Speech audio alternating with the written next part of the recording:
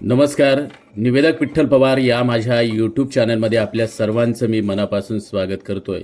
लोकांना सहजपणे बोलते करण्याच्या प्रभावी युक्त्या या व्हिडिओच्या माध्यमातून आपल्या समोर मांडणार आहे. तत्पूर्वी निवेदक विठ्ठल पवार या यूट्यूब चॅनलवर जर आपण नवीन असाल तर माझ्या यूट्यूब चॅनलला आपण सबस्क्राईब करा. व्हिडिओ आवडल्यास लाईक करा, शेअर करा आणि कमेंट्स करा. मंडळी, आपण बऱ्याचदा एखाद्या व्यक्तीशी संवाद साधण्याचा प्रयत्न करतो, पण समोरच्याला मोकळेपणाने बोलते करणं कठीण जातं. असं होतं ना? काही जण थोडक्यात उत्तरं देतात तर काही संवादामध्ये रस घेत नाहीत. अशा वेळी योग्य पद्धतीने संवाद साधल्यास समोरची व्यक्ती सहजपणे बोलू लागते.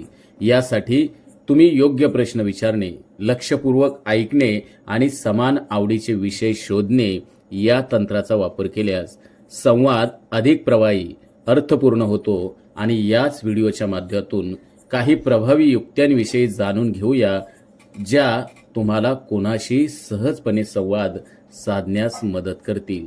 होय, लोकांना सहजपणे बोलते करण्याच्या प्रभावी युक्त्या, टिप्स सांगतोय. लोकांना सहजपणे बोलते करण्यासाठी प्रभावी टिप्स म्हणजे सुयोग्य, सुसंगत, पूरक असणारे योग्य प्रश्न विचारा. हो किंवा नाही मध्ये उत्तर मिळेल असे प्रश्न टाळा. त्याऐवजी विस्तृत उत्तर मिळेल असे ओपन एंडेड प्रश्न विचारा. उदाहरणार्थ, याचा तुमच्यावरती काय परिणाम झाला? तुम्ही हे कसे हाताळले?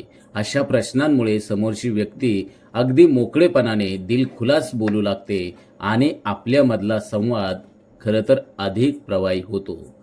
दुसरी अत्यंत महत्त्वाची टिप्स आपल्याला मी या ठिकाणी सांगतोय, ती म्हणजे लक्षपूर्वक ऐका आणि जो संवाद आहे तो पुढे न्या. समोरची व्यक्ती बोलत असताना मध्येच अडथळा आणू नका. त्यांच्या बोलण्यातील विशिष्ट गोष्टी लक्षात ठेवा. त्या संदर्भाने तुमचा अनुभव शेअर करा आणि संवाद पुढे वाढवा. उदाहरणार्थ, त्यांनी पाळीव प्राण्याचा उल्लेख केला असेल तर तुम्ही तुमच्या अनुभवावर बोलून पुढे प्रश्न विचारू शकता.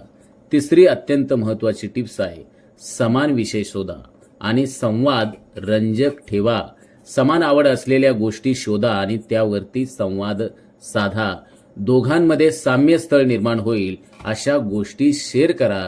संवाद रोचक आणि अर्थपूर्ण ठेवा.